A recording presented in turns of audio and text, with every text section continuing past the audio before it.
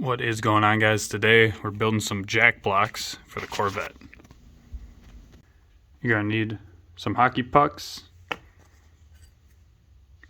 and some hooks.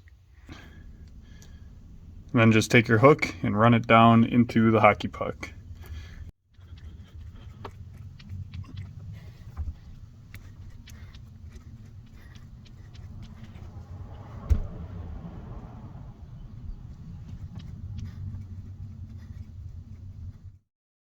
Once it's in all the way, cut the end of the hook off.